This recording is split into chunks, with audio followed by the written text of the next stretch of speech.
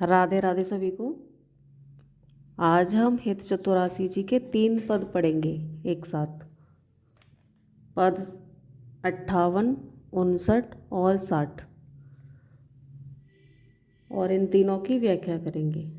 आइए पद पढ़ते हैं पहले तो। पद नंबर 58। तेरे हित लैन आई, वनते श्याम पठाई, हरति कामिनी घन कदम काम को, काहे को करत बाधा, सुनरी चातुरी राधा। भेट के मैटरी माई, प्रगट जगत भों, देख री रजनी नीकी रचना रुचिर पिय की, पुलिन नलिन नभ उदित रोहिणी धो, तू तो अब सखी सयानी, ते मेरी एको न मानी, हों तो सो कहत हारी जुगति जुगति सो, मोहन लाल छबीलो अपने रंग रंगीलो, मोहन विहंग पशु मधुर मुरलीरो, वे तो अब गनत तन जीवन जौवन तव, जय श्री हित हरिवंश हरि भजहि भामिनी जो। बोलो श्री राधे। अब इस पद की व्याख्या करेंगे। प्रेम की महिमा बड़ी ही निराली है।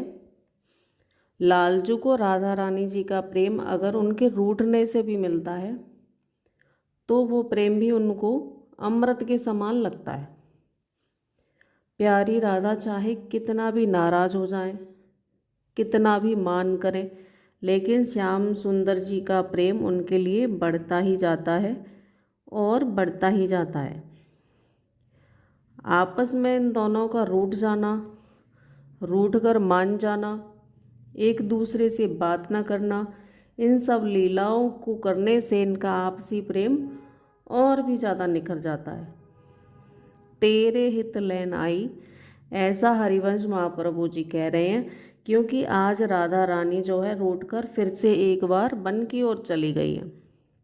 अब तो श्याम सुंदर जी का उनके विरह में बहुत बुरा हाल हो गया है।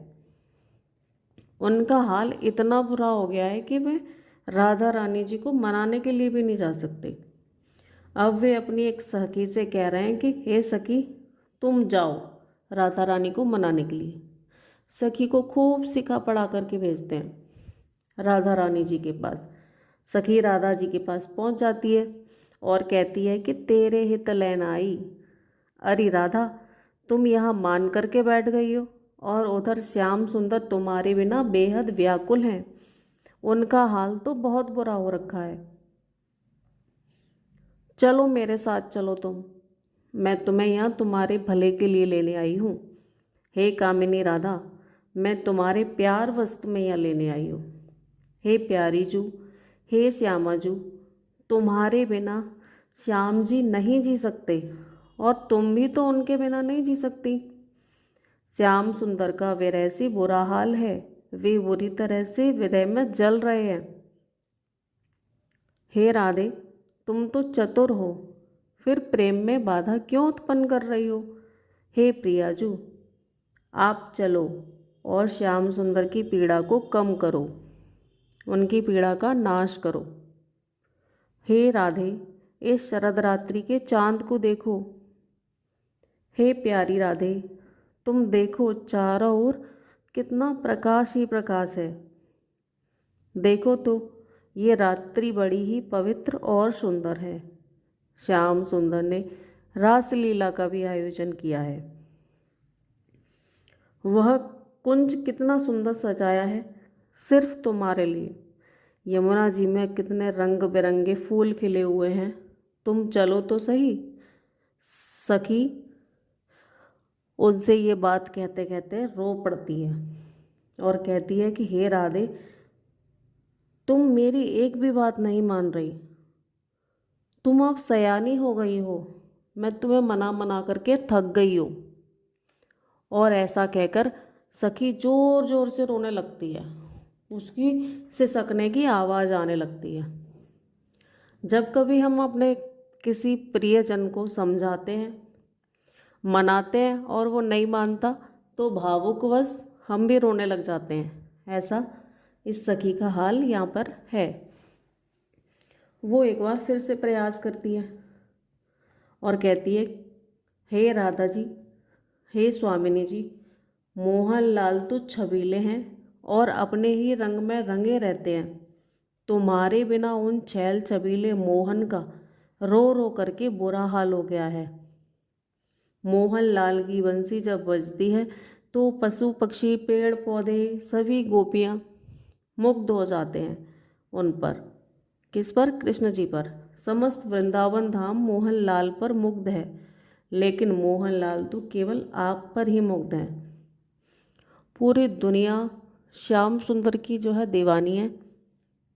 पूरा वृंदावन जब श्याम जी हंसते हैं तो हंसता है, रोते हैं तो रोता है, उन्हीं के ऊपर न्योछावर है। लेकिन श्याम सुंदर जी केवल राधा जी पर न्योछावर हैं। आप ही उनकी प्राणधन है। हे किशोरी जी, आपके विरह में श्याम सुंदर अपने जीवन तक को त्यागने को तैयार है।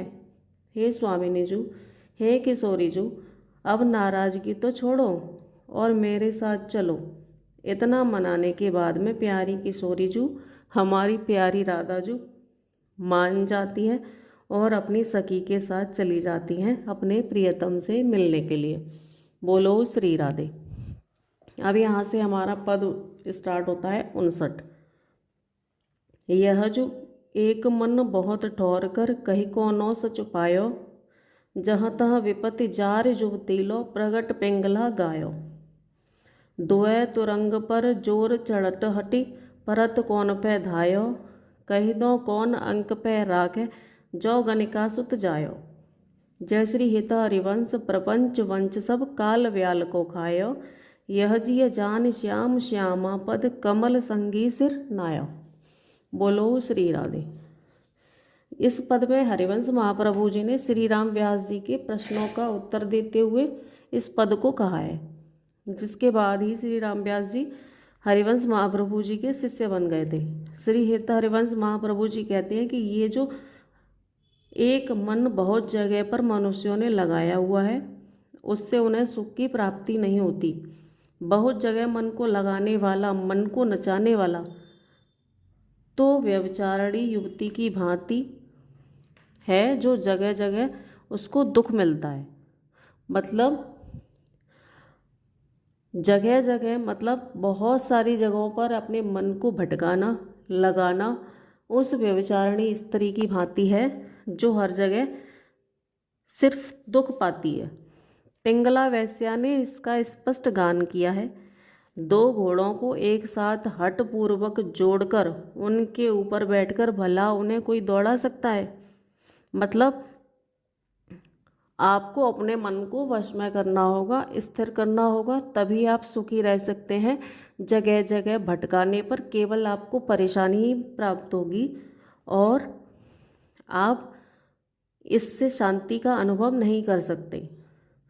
तुम्हें बताओ, गणिका से पैदा हुए पुत्र को कौन सा ऐसा पिता होगा जो उसे गोद में ले सकता है, अर्थात वह किसका पुत्र कहा जाए।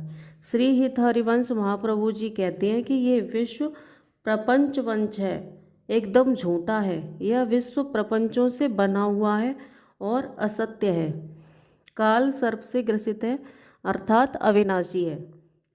ऐसा अपने हृदय में समझकर मैंने श्री श्याम और श्यामा संगी रसिक भक्तजनों को अपना मस्तक झुका दिया है, अर्थात उनके संपूर्ण रूप से मैंने उनके ही चरण आश्रय ग्रहण किया है। बोलो श्री राधे। अब हम इसके बाद पद पढ़ेंगे 60वां। कहा कहो इन नैनन की बात, ये अलिप्रिया वदन अम्बुजरज अटके अनत न जात। जब जब रुकत पलक संपुटलट, अति आतुर अकुलात लंपट लव निमेष अंतरते अलप कलप सतसात। श्रुति पर कंज द्रंगजन कुचविच मृगमद हुए न समात। जय श्री हित हरिवंश नाभिसर जलचर जांचत सावल गात।